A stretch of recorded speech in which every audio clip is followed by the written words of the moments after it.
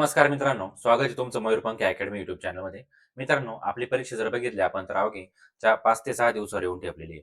आणि या 5 ते 6 दिवसामध्ये आपलं सर्वात महत्त्वाचं काम जे असतं ते म्हणजे रिव्हिजन करणं आणि आपल्या शॉर्ट नोट्स वाचणं. आता यामध्ये बँकिंग घटक जो आहे तो मित्रांनो तुम्हाला किती मार्काला आहे? 40 मार्काला आहे. 40 म्हणजे कसा? 40 म्हणजे आपण कोणते 40 गृहीत धरले, त्यामध्ये बँकिंग आणि सहकार असं मिळून जे तुम्हाला किती मार्काला आहे? 40 मार्काला आहे. हे 20-20 मार्काला म्हणजे 40 मार्काला आहे. तर याचे आपण तुमच्यापर्यंत पोहोचण्याचा का प्रयत्न करतोय? कारण आपला जो प्रेक्षक वर्ग आहे मित्रांनो, तो खूप गावाखेड्यातून आलेला आहे. यामध्ये महिलाही खूप आहे आणि ज्यांचे छोटे-छोटे लेकरं आहे, त्यांच्याकडे आता सध्या काही म्हणजे आपण जर बघितलं तर रिव्हिजनसाठी कोणताही डाटा नाहीये. त्यांच्यापर्यंत आपण पोहोचण्याचा प्रयत्न करतोय. हे लेक्चर सर्वांसाठी उपयोगी आहे. म्हणजे सांगली, पुणे, सिंधुदुर्ग याचे जे बँकिंग भरती आहे, त्याच्यासाठी अत्यंत उपयोगी लेक्चर आहे. याचे आता तुम्ही आपले जे डेली प्रश्न मंजुषा सीरीज होती, ते तर तुम्ही बघत असणार आहे. याच्यामधून तुमचं भरपूर कन्सेप्ट क्लिअर करण्याचा मी प्रयत्न केलेला आहे. आपण 80 मार्काची तयारी त्याच्यातून करून घेतो. तर हा जो बँकिंग घटक असणार आहे मित्रांनो, याच्यामध्ये तुमचे टोटल 3 लेक्चर होणार आहे. या 3 लेक्चरमध्ये आता आपण या 3 लेक्चरमध्ये जर बघितलं, तर पहिल्या लेक्चरमध्ये कोर बँकिंग होणार आहे.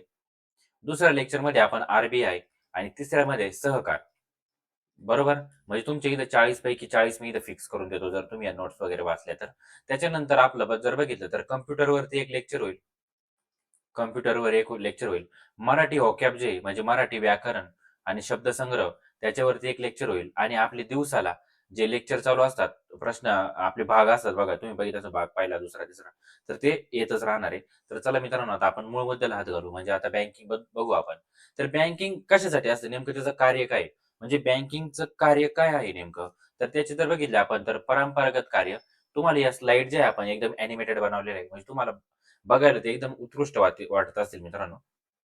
कारण तेव्हा तुम्हाला बघायचे नाहीये. तर म्हणजे लक्ष गेलं तुम्हाला तेच समजलं पाहिजे, हा माझा उद्देश आहे. तर याच्यामध्ये बघा कार्य, परंपरागत कार्य आणि आधुनिक व इतर कार्य. तर परंपरागत कार्यामध्ये ठेवी स्वीकारणे आणि कर्ज देणे. जर तुम्हाला विचारलं तर बँकेचे प्रमुख कार्य काय आहे? तर तुम्हाला हे सांगायचं आहे, की ठेवी स्वीकारणे आणि कर्ज देणे हे बँकेचं प्रमुख कार्य आहे. याच्यामध्ये बघा मागणी ठेवी. मागणी ठेवीमध्ये 2 प्रकार असतात. एक म्हणजे करंट डिपॉझिट आणि एक म्हणजे सेव्हिंग डिपॉझिट. आपलं असतं पहा, बचत खातं उघडलं, बचत खातं उघडलं. Saving deposit zero bank account असतं. सॉरी. तर चालू ठेवीमध्ये हे कोणासाठी असतं? व्यापारी लोकं, ज्यांना दैनंदिन गरजा पूर्ण करण्यासाठी बँकेत पैसे काढणे, टाकणे.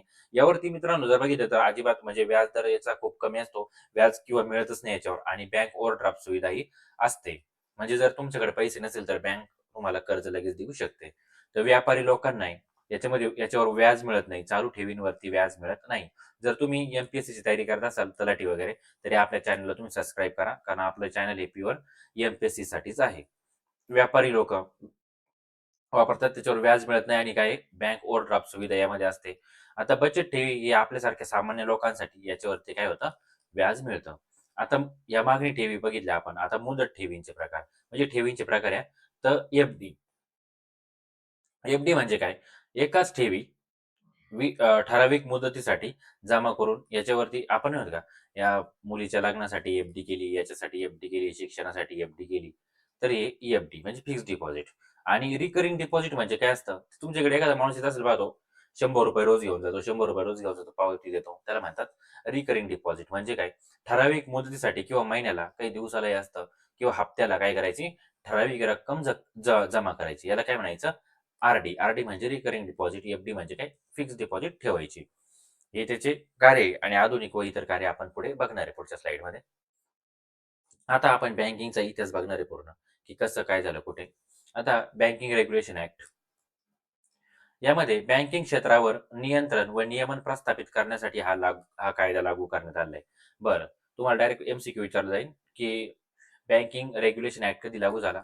उत्तर फेकायचं 1949. 2020च्या सुधारणेनुसार या कायद्याच्या कार्यकक्षेत सहकारी बँकांचाही समावेश करण्यात आलेला आहे. तुम्हाला हे लेक्चर कसं वाटतंय तुम्ही मला कमेंटमध्ये सांगायचं आहे. कारण तरच मला समजतं, की तुम्हाला समजतं आहे की नाही. आणि लेक्चर काय करायचं आहे? शेवटपर्यंत बघायचं आहे. का बरं? कारण लेक्चर म्हणजे इम्पोर्टंट असतं. असं काही आपल्या लेक्चरमध्ये फालतूपणा नसतो. म्हणजे आपण असं गाईड वगैरे नाही करत. जे महत्त्वाचं आहे तेच. 2020च्या सुधारणेनुसार या कायद्याच्या कार्यकक्षेत सहकारी बँकांचा समावेश करण्यात आलाय. तुम्हाला प्रश्न येईल, की सहकारी बँकांचा बँकिंग रेग्युलेशन ॲक्टमध्ये कधी सहभाग झाला? तर तुम्हाला काय सांगायचंय? 2020. आता ईडी गोरवाला समिती आली 1951 साली. ही समिती जर बघितली आपण, तर ही अखिल भागातील म्हणजे ग्रामीण भागातील पतपुरवठ्याचा आढावा घेण्यासाठी होती ही समिती. या समितीचं नाव काय होतं तरी? तर अखिल भारतीय ग्रामीण पतपाहणी समिती म्हणून नियुक्त झाली होती आणि तत्कालीन इम्पिरियल बँका होते मित्रांनो, 3 बँका मद्रास असेल, मुंबई असेल आणि कलकत्ता या 3 इम्पिरियल बँका होत्या. या 3 इम्पिरियल बँकांचं एकत्रीकरण केलं आणि 1 जुलै 1955 ला आपण एस स्थापना केली. एस स्थापना जी मित्रांनो ती 1951 साली समिती आली होती. कोणती समिती? एडी गोरवाला समिती या समितीच्या शिफारशीनुसार झालेली दिसते आणि एडी गोरवाला समिती ग्रामीण भागाच्या विकासासाठी नेमलेली होती. तर मग का बरं एस स्थापना का बरं केली? तर ग्रामीण अर्थव्यवस्थेतून सावकारांची मक्तेदारी आपल्याला मोडून काढायची होती आणि निष्कर्षात त्यांनी नमूद केलं, की त्या काळात ग्रामीण भागामध्ये तब्बल 93% कर्ज पुरवठा हा गैरसंस्थात्मक मार्गातून म्हणजे कोण पुरवत होतं? सावकार. तर ₹100 तुम्ही कर्ज पुरवठा करत असेल, तर याच्यातून ₹93 तर कोण करत होतं? हे गैरसंस्थात्मक वाले म्हणजेच कोण रे? आपले सावकार ते आणि सावकार ते किती लुटतात मित्रांनो हे सांगायची गरज नाहीये. आता एस-बी-आय म्हणजे state bank of India act 1955 तर स्टेट बँकेचा आपण ऐतिहासिक प्रवास पाहिला. या लेक्चरमध्ये आपण कोर बँकिंग घेणार आहे. पुढचं लेक्चर आर-बी-आय, तिसरं लेक्चर सहकार. लेक्चरला जोडून राहायचे, आपल्या चॅनलला सबस्क्राईब करायचंय. कारण व्हिडिओ पडला, की कधीही तुम्हाला बघता येऊ शकतो आणि पेपर जे 6 दिवस बाकी आहे, यामुळे कधीही व्हिडिओ पडू शकतो आपला. कारण त्याची तुम्हाला गरज आहे. आता जो व्हिडिओ शूट करतोय ते रात्रीचे 3:30 वाजलेले आहे मित्रांनो. म्हणजे तरच तुम्हाला तो उद्या बघायला मिळेल ना. State bank of India act 1955 ऐतिहासिक प्रवास जर बघितला आपण याचा, तर प्रेसिडेन्सी बँका होत्या 3 मी तुम्हाला सांगितल्या. प्रेसिडेन्सी बँका म्हणजे इलाका बँका. इलाका बँकाचं रूपांतर झालं इम्पेरियल बँका आणि त्यानंतर एस-बी-आय कायदा 1955. तर याची स्थापना जर बघितली आपण 1 जुलै 1955 एस-बी-आय बद्दल 1 जुलै 1955 एस-बी-आयचं मुख्यालय रे मुंबई. कुठे आहे? मुंबईला. सुरुवातीस सार्वजनिक व खाजगी अशी मिश्र मालकीची होती. मालकी हस्तांतरणाची शिफारस करण्यात आलेली होती. एस-बी-आयचं स्लोगन जर बघितलं घोषवाक्य with you all the way. मी पण तुमच्यासाठी सोबत कसं आहे? With you all the way आणि the bankers of every Indian हे एस-बी-आयचं घोषवाक्य आहे. येऊ शकतंय with you all the way आणि बँकर्स टू एव्हरी इंडियन. आता आर-बी-आयला जर काही सांगायचं असेल म्हणजे काही उपदेश वगैरे जर द्यायचा असेल तर ते कोणत्या घोषवाक्याखाली येतं मित्रांनो? आर-बी-आय कहता है. क्या है? आर-बी-आय कहता है. ओके. म्युच्युअल फंडचं काय तुम्हाला सांगायचंय. जेव्हा तुम्ही मॅच बघत असता 6 बॉल झाल्यानंतर म्हणजे 1 ओव्हर झाल्यानंतर लगेच रोहित शर्मा येतो आपला, की म्युच्युअल फंड त्याचं स्लोगन सांगायचे तुम्हाला काय. 2017 मध्ये 5 सहयोगी बँका आणि एका भारतीय महिला बँकेचं एस-बी-आयमध्ये काय करण्यात आलं? संपूर्ण विलिनीकरण करण्यात आलं. आता पुढे बघा, एस-बी-आय सहयोगी बँका ज्या होत्या, या सहयोगी बँक कायदा 1959 आणि त्यांच्या विलिनीकरणाचा टप्पा. तर संस्थानिकांच्या अखत्यारीतील 8 बँका या कायद्यान्वये काय घेण्यात आल्या? ताब्यात घेण्यात आल्या. आधी संस्थानिक होते मित्रांनो. जेव्हा स्वातंत्र्य झालेलं नव्हतं भारत, तेव्हा असे राज्य वगैरे नव्हते. तर भारत अशा विविध प्रकारच्या संस्थानांमध्ये विभागला गेला होता. वल्लभभाई पटेल यांच्या नेतृत्वाखाली हे संस्थान काय झाले? एकत्रित करण्यात आले आणि त्यांच्या वेगवेगळ्या बँका होत्या. या बँका आपण काय केल्या? विलीन केल्या. कधी रे? म्हणजे त्यासाठी कोणता कायदा आहे? तर एस-बी-आय सहयोगी बँक कायदा 1959. 1963 मध्ये आपण टेस्टला प्रश्न टाकला होता. 1963 मध्ये कोणत्या बँका? तर बिकानेर आणि जयपूर बँकेचं काय केलं? विलिनीकरण पार पाडलेलं आहे. आपल्या 2 टेस्ट आहे, त्या पेड होत्या. त्यामध्ये आपण गुरुवारी एक फ्री टेस्ट घेणार आहे रे. आपल्या टेलिग्राम चॅनलला जॉइन करा. 2008 मध्ये 1963 मध्ये बिकानेर आणि जयपूर, 2008 मध्ये स्टेट बँक ऑफ सौराष्ट्र, तर 2010 मध्ये स्टेट बँक ऑफ इंदूर यांचं एस-बी-आय मध्ये विलिनीकरण करण्यात आलं. तुम्हाला काय करायचंय? या शॉर्ट्स नोट याच्या काढायच्या आहेत कारण याच्यावरती प्रश्न विचारला जाऊ शकतो. जर बँकिंग 20 मार्काला आहे मित्रांनो, तर एवढा मोठा घटक नाहीये बँकिंग का त्याच्यावर तुम्हाला 20 मार्क. तर असे छोटे-छोटे प्रश्न येऊ शकतात छोट्या-छोट्या याच्यावर. 2017 मध्ये अंतिम विलिनीकरण झालं. त्याच्यामध्ये 5 सहयोगी बँका त्याच्यामध्ये state bank of Bikaner and Jaipur जे 1963 ला बिकानेर बँक वेगळी, जयपूर बँक वेगळी आणि ती एकत्र करून काय केलं बिकानेर आणि जयपूर. त्यानंतर पतियाळा, हैदराबाद, म्हैसूर आणि त्रावणकोर या बँकांचा समावेश कधी झाला रे? 2017 मध्ये. आता बँकिंग सुधारणा कायदा 1900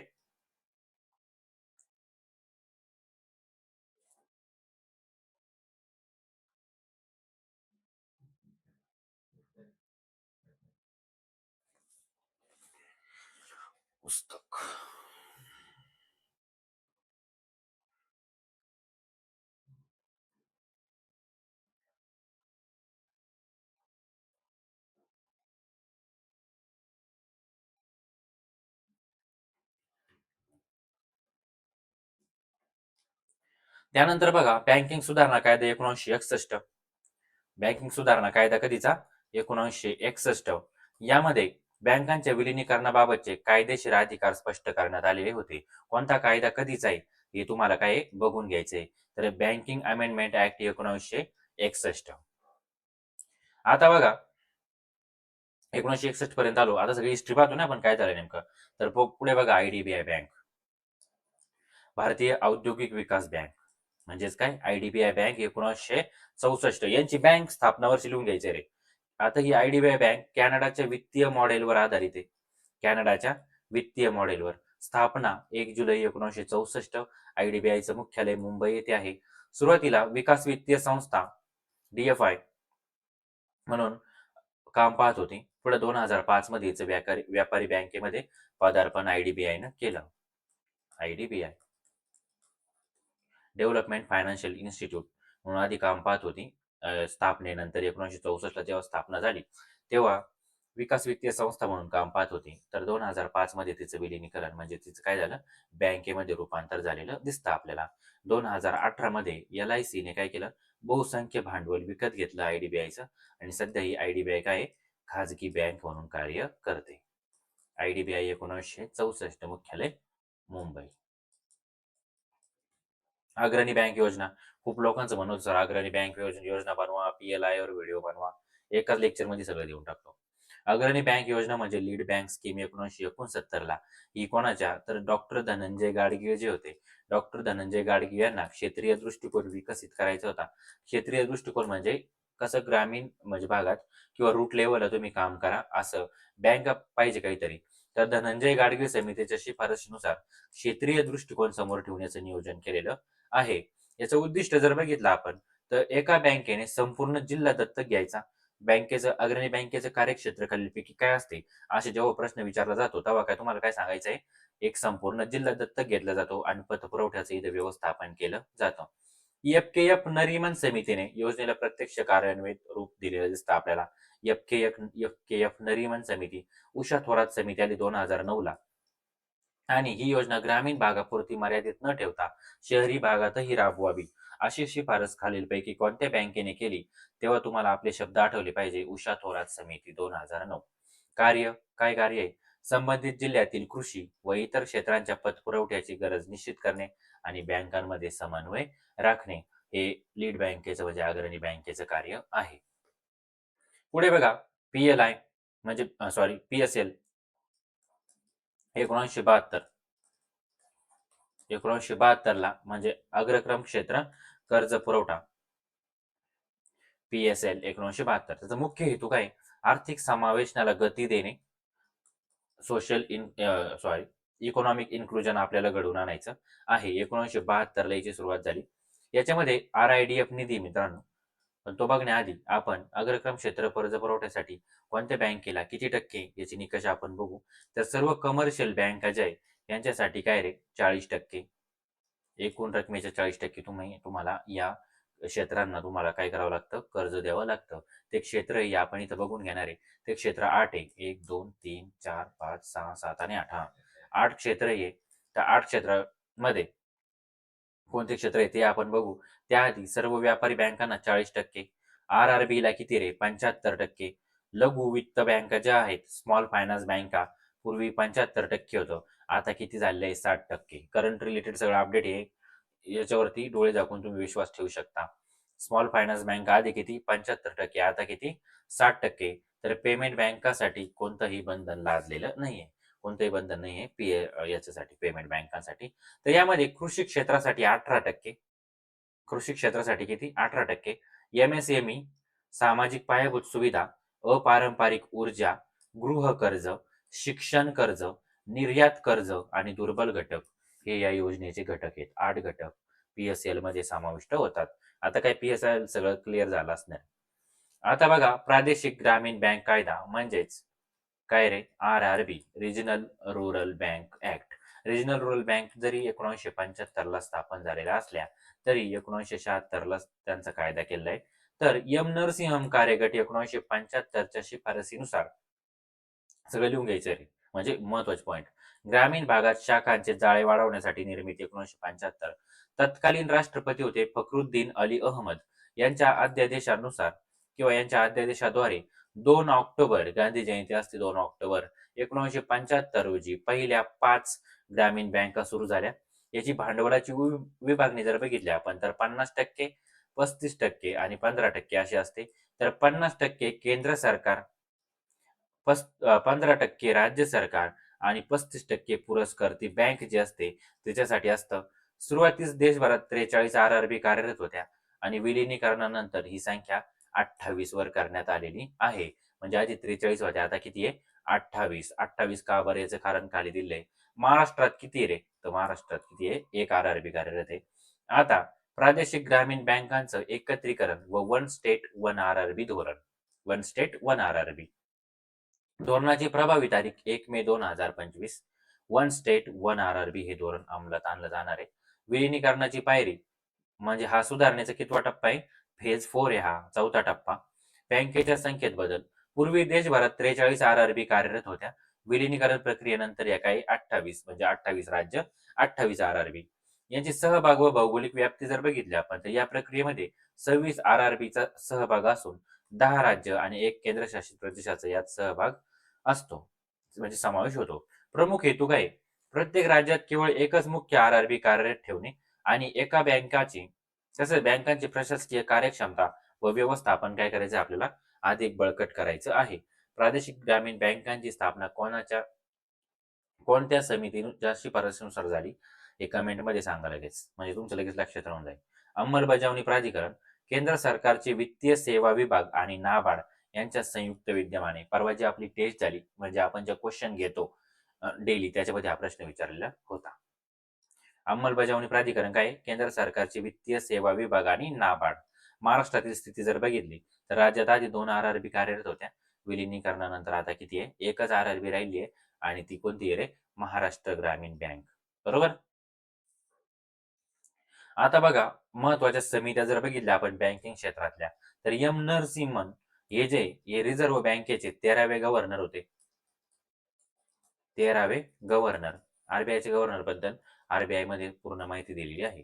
हे रिझर्व्ह बँकेचे 13वे गव्हर्नर होते. ती समिती आली 1991 ला. त्यांनी सांगितलं सी-आर-आर वगैरे तुम्हाला सगळं त्या लेक्चरमध्ये समजेल. आता फक्त हे बघून घ्या. सी-आर-आर आणि एस-एल-आर यांच्या दरामध्ये घट करा. उदारीकरण, खाजगीकरण, जागतिकीकरण म्हणजे एल-पी-जी तत्वांचा बँकिंग क्षेत्रात अवलंब करा. थकीत कर्जाच्या वसुलीसाठी कर्ज वसुली न्यायाधिकरण स्थापन करा. सिक्युरिटायझेशन कायदा लागू करण्याची त्यांनी शिफारस केली आणि पी-एस-एलचं प्रमाण 40% वरून किती करा म्हणले ते? पी-एस-एलचं प्रमाण ते म्हणे 40% वरून 10% करा. पण ही शासनाने शिफारस अमान्य केलेली आहे मित्रांनो. कारण 40%च ठीक आहे. ते वाढवायला पाहिजे, उलट कमी करू नका. आणि एम. नरसिंहन समिती 1997 ला दुसरी आली. यामध्ये बँकिंग सुधारणांच्या प्रगतीचे पुनरावलोकन करणे ही आर्थिक कार्यासाठी होती. तर ही बँकिंग क्षेत्र सुधारण्यासाठी होती. बँकिंग सुधारणांच्या प्रगतीचे पुनरावलोकन करा. अनुत्पादक मालमत्ता एन-पी-ए म्हणजे नॉन परफॉर्मिंग ॲसेट कमी करा. तरलता व्यवस्थापनासाठी रेपो आणि रिव्हर्स रेपो व्यवहार सुरू करण्याची त्यांनी शिफारस केलेली आपल्याला दिसते. या समित्या खूप महत्त्वाच्या होत्या. पुढे बघा व्याजदर प्रणाली. काय आहे? व्याजदर प्रणाली. आता 1 number base rate. Base rate म्हणजे काय रे? बँकांनी ग्राहकांना कर्ज देण्यासाठीचा जो बेस रेट वगैरे सगळं आपण पुढच्या लेक्चरमध्ये सांगितलेलं आहे. पण इथं मी तुम्हाला सांगतो बेस रेट म्हणजे काय. हे बघा, इथं आहे आर-बी-आय, इथं एस-बी-आय आणि इथं आपल्यासारखे सामान्य लोक, आम पीपल, सामान्य लोक. आता हे दीर्घ काळासाठी आर-बी-आय एस-बी-आयला ज्या दराने कर्ज देते त्याला म्हणतात बँक रेट. काय म्हणतात? Bank rate. एस-बी-आय आपल्यासारख्या सामान्य लोकांना जे कर्ज देते त्याला म्हणतात बेस रेट. ओके. हे कशासाठी? दीर्घ काळासाठी.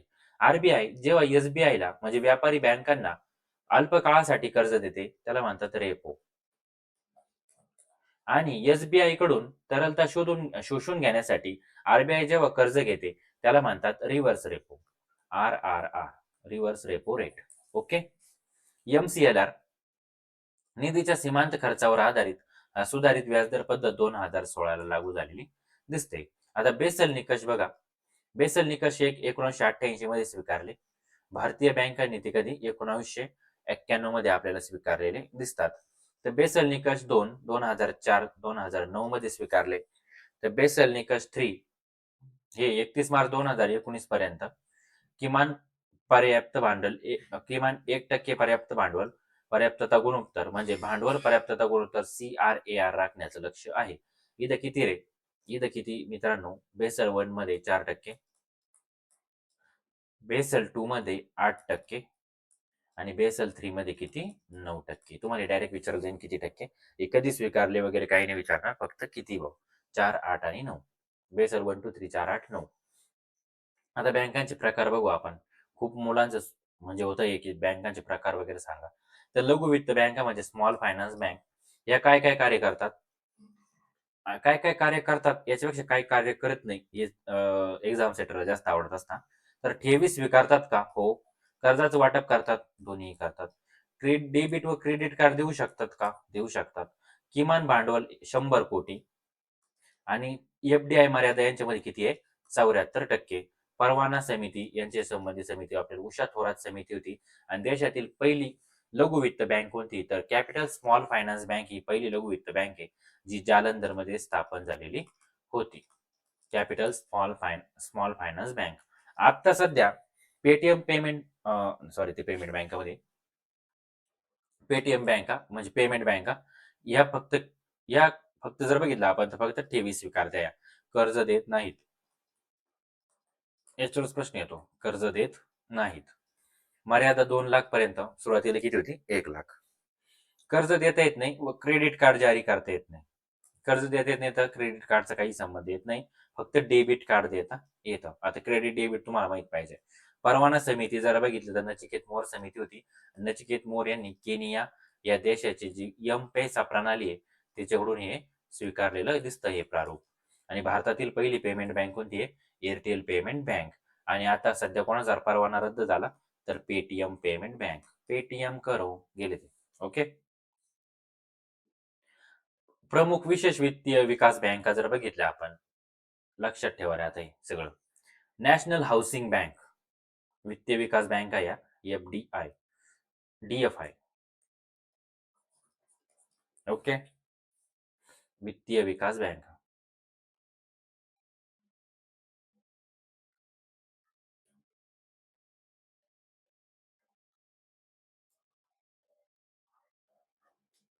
आता पुढे बघा, प्रमुख विशेष वित्तीय बँका. याच्यामध्ये बघा, national housing bank. National housing bank म्हणजे राष्ट्रीय गृहनिर्माण बँक. याची स्थापना 1988 साली झालेली आहे. ही गृहनिर्माणाला म्हणजे घर बांधण्यासाठी वित्त पुरवठा करते ही एन-एच-बी. तुम्हाला फक्त एन-एच-बी म्हणजे कोणती बँक कधी स्थापन झाली हेच करायचंय फक्त. एन-एच-बी 1988, सिडबी 2 एप्रिल 1990 आणि सिडबी कशासाठी कार्य करते? एम-एस-एम-ई क्षेत्राला वित्त पुरवठा करण्यासाठी. म्हणजे कोणती बँक कशासाठी कार्य करते आणि कधी स्थापन झाली एवढंच आपल्याला लक्षात ठेवायचं आहे. त्यानंतर एक्झिम बँक 1982 साली. हा एक्झिम म्हणजे एक्सपोर्ट इम्पोर्ट बरोबर. परकीय व्यापार विस्तारासाठी ही बँक आहे. आणि पायाभूत सुविधा वित्त बँक ही जर बघितली आपण तर ही 11 एप्रिल 2021 रोजी सेंट स्थापन झालेली आहे. ही काय करते? पायाभूत विकास प्रकल्पांना कर्ज पुरवठा व्यवस्थापन करण्यासाठी ही स्थापन झालेली आहे. नाबार्ड जर बघितलं आपण तर बी-व्ही शिवरामन समिती यांच्या शिफारसीनुसार नाबार्ड कायदा 1981, नाबार्डचं मुख्यालय मुंबई, 12 जुलै 1982 ला नाबार्डची स्थापना झाली. नाबार्ड कृषी व ग्रामीण विकासासाठी सर्वोच्च बँक आहे. पुढे बघा, महत्वाचे विशेष संदर्भ बघा. IFCI ही बँक देशातील पहिली विकास वित्तीय संस्था आहे. डी-एफ-आय म्हणून IFCI ची स्थापना झाली होती. तर ही कधी आहे? 1948 साली झाली होती. IFCI कधी? 1948. सध्या भारतात सार्वजनिक क्षेत्रात एकूण 12 बँका कार्यरत आहेत. किती बँका आहे भारतामध्ये? 12 बँका कार्यरत आहेत. सार्वजनिक क्षेत्रातील बँका किती? 12. सार्वजनिक क्षेत्रातील सर्वात मोठी बँक SBI, तर खाजगी क्षेत्रातील सर्वात मोठी बँक HDFC. SBI ही सार्वजनिक क्षेत्रातील सर्वात मोठी बँक आणि HDFC ही खाजगी क्षेत्रातील सर्वात मोठी बँक. सेबीच्या व्यवस्थापनेसाठी पटेल समिती. तर 1992 मध्ये वैधानिक दर्जासाठी एम नरसिंहम समिती. SEBI, security exchange board of India. SEBI म्हणजे ते शेअर मार्केट वगैरे असते ना, त्यांच्या रेग्युलेशनसाठी काय आहे? सेबी. सेबीसाठी स्थापनेसाठी पटेल समिती आणि वैधानिक दर्जासाठी एम नरसिंहम समिती. भारतातील प्रमुख बँका, त्यांचे स्थापना वर्ष आणि मुख्यालय इथं दिलेलं आहे. स्क्रीनशॉट काढून घ्या किंवा आपल्या टेलिग्राम चॅनलला हे आहे. RBI Reserve Bank of India 1 April 1935 Mumbai. IFCI limited 1948 Navi Delhi. SBI 1 जुलै 1955 Mumbai. LIC September 1956 Mumbai. CBDT जानेवारी 1964 Navi Delhi. Exim bank 1982 Mumbai. NABARD 1982 Mumbai. NSB 88 Delhi. SEBI 88-92 वैधानिक दर्जा 92 मुंबई. लक्षात ठेवा मित्रांनो, सिडबी थोडं ऑड आहे. 1990 साली स्थापना झाली आणि याचं मुख्यालय कुठे? लखनौ येथे याचं मुख्यालय आहे. नंतर एचडीएफसी बँक. एचडीएफसी बँक 1994 मुख्यालय मुंबई. आयसीआयसीआय बँक 1994 विकास वित्तीय संस्था म्हणून कधी स्थापन झाली होती? 1955 साली स्थापन झाली होती. पण विकास वित्तीय संस्था म्हणून झाली होती, पण बँक म्हणून मुंबईला 1994 साली. पीएफआरडीए पेन्शन साठी काम करते. 23 ऑगस्ट 2003 साली नवी दिल्ली. एनपीसीआय 2008 साली याच्या अंतर्गत काय कार्य करतं? यूपीआय. एनपीसीआय मुंबईला. NABFID म्हणजे पायाभूत सुविधा विकास बँक रिसेंट 2021 मुंबई. याचं काय करायचं आहे? स्क्रीनशॉट काढून घ्यायचा आहे. आता बँकांचे प्रमुख जे विलिनीकरण झाले मित्रांनो 2 टप्प्यामध्ये, ते आपण इथं बघणार आहे. तर 19 जुलै 1969 ला अशा बँका ज्यांच्या ठेवी या 50 कोटीपेक्षा जास्त होत्या, अशा 14 बँका विलीन केलेल्या आहेत. किती बँका? 14 बँका विलीन केलेल्या आहे, ज्यांच्या ठेवी 50 कोटीपेक्षा जास्त होत्या. या 14 बँकांची इथं यादी दिलेली आहे. त्यामध्ये Allahabad bank, bank of Baroda, bank of Maharashtra ही अशी बँक होती त्यावेळी की जिच्या ठेवी सर्वात कमी होत्या. कोणती बँक होती ती? बँक ऑफ महाराष्ट्र असेल, Canara bank, central bank of India याच्या सर्वाधिक ठेवी होत्या. सर्वात जास्त ठेवी सेंट्रल बँक ऑफ इंडिया आणि सर्वात कमी ठेवी बँक ऑफ महाराष्ट्र. नंतर Dena bank, Indian bank, Indian overseas bank, PNB म्हणजे Punjab national bank, syndicate bank, union bank of India, united bank of India, UCO bank आणि बँक ऑफ इंडिया. तर सेंट्रल बँक ऑफ इंडिया सगळ्यात जास्त ठेवी. तुम्हाला फसवू शकतं, ते बँक ऑफ इंडिया देऊ शकतात. Central bank of India. आणि 1980 मध्ये विलिनीकरणाचा दुसरा टप्पा, याची अंमलबजावणीची तारीख बघितली आपण तर ही 15 एप्रिल 1980. आणि यामध्ये राष्ट्रीयकरणाचा निकष असा होता की 200 कोटीपेक्षा अधिक ठेवी असलेल्या किती बँका? 6 बँका. या 6 बँकामध्ये Andhra bank, corporation bank, new bank of India, oriental bank of commerce, Punjab and Sind bank आणि विजया बँक या 6 बँका होत्या. आता बघू आपण महत्वाच्या ऐतिहासिक कालक्रम जो आहे, या महत्वाच्या घटना आणि बँकांचा, तो इथं पूर्णपणे दिलेला आहे. तर 1770 साली मित्रांनो, बँक ऑफ हिंदुस्तान ही भारतातील पहिली आधुनिक बँक होती. Bank of Hindustan. 1806 साली बँक ऑफ बंगाल ही भारतातली पहिली प्रेसिडेन्सी बँक. 1840 साली बँक ऑफ बॉम्बे दुसरी presidency bank. 1806, 1840, 1843 bank of Madras ही तिसरी प्रेसिडेन्सी बँक. आणि या तिन्ही प्रेसिडेन्सी बँका एकत्र केल्या 1921 साली बनवली इम्पिरियल बँक. आणि या इम्पिरियल बँकेचे 1951 साली समिती आणली एडी गोरवाला आणि 1955 साली स्टेट बँक ऑफ इंडियामध्ये विलिनीकरण केलेलं आहे. असा हा कालानुक्रम दिसतो मित्रांनो. 1894 पीएनबी पंजाब नॅशनल बँक ही भारतीयांद्वारे व्यवस्थापित प्रमुख बँक आहे, जिचं मुख्यालय कुठे आहे? नवी दिल्ली. 1906 साली बँक ऑफ इंडिया ही स्वदेशी चळवळ सुरू झाली होती ना रे. 1905 ला काय झालं? जो आपला लॉर्ड कर्झन आणला होता, त्यांनी काय करून टाकलं? बंगालच वेगळा करून टाकला. म्हणजे काय केलं त्यांनी? तर फाळणी केली. बंगालची फाळणी ज्याला म्हणतो. आणि या फाळणीतून काय झालं? तर स्वदेशीचा विकास झाला आणि त्यासाठी आपण बँक स्थापन केली पाहिजे. त्याच्यातून कोणती आली? Bank of India. तर त्याच काळामध्ये सहकार्याशी संबंधित जो पहिला कायदा आहे 1904 चा पतसंस्थांसाठीचा, तो तेव्हा आलेला दिसतो आपल्याला. कॅनरा बँक 1906 ला ही भारतीय खाजगी क्षेत्रातली बँक आहे. आता ती काय झाली आहे? सरकारी बँक आहे कॅनरा बँक. त्यानंतर सेंट्रल बँक ऑफ इंडिया ही संपूर्णपणे भारतीय भांडवलावर आधारित आहे. कोणती? सेंट्रल बँक ऑफ इंडिया ही संपूर्णपणे भारतीय भांडवलावर आधारित पहिली व्यावसायिक बँक आहे. त्यानंतर इम्पेरियल बँक ऑफ इंडिया 1921 मी सांगितलं तुम्हाला, आणि 1935 ला आपली आरबीआय ही भारताची मध्यवर्ती बँक म्हणून स्थापन झालेली आहे. पुढे बघा, भारतीय बँकांचं विलिनीकरण झालं तर कोणत्या बँका कशामध्ये विलीन झाल्या या आपल्याला व्हिडिओमध्ये बघायचंय, या स्लाइडमध्ये बघायचंय. तर new bank of India he Punjab national बँकमध्ये विलीन झालेली दिसते आपल्याला. भारतीय महिला बँक ही एसबीआय मध्ये विलीन झाली. देना बँक आणि विजया बँक या बँक ऑफ बडोदा मध्ये विलीन झाल्या. तुम्हाला स्लाइडवरून लगेच समजत असं बँका तशाच स्लाइड बनवल्या आपण चांगल्या. आंध्र बँक म्हणजे जे करायचं ते चांगलं करायचं असं वाटतं मला. आंध्र बँक आणि कोऑपरेशन बँक ज्या आहेत त्या युनियन बँक ऑफ इंडियामध्ये विलीन झालेल्या आहेत.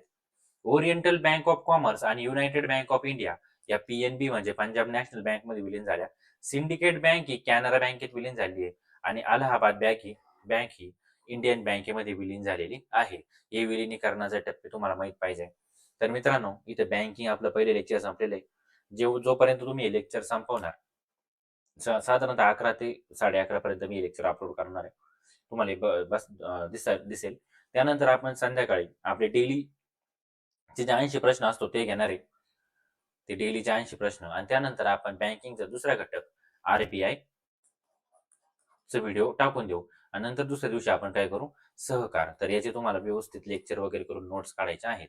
आपलं कम्प्युटरचंही लेक्चर होईल, मराठीचंही होईल आणि इंग्लिशचंही होईल, जीएस जीकेचंही लेक्चर होईल. फक्त तुम्ही बघायची तयारी ठेवा. धन्यवाद. भेटू पुढच्या लेक्चरला.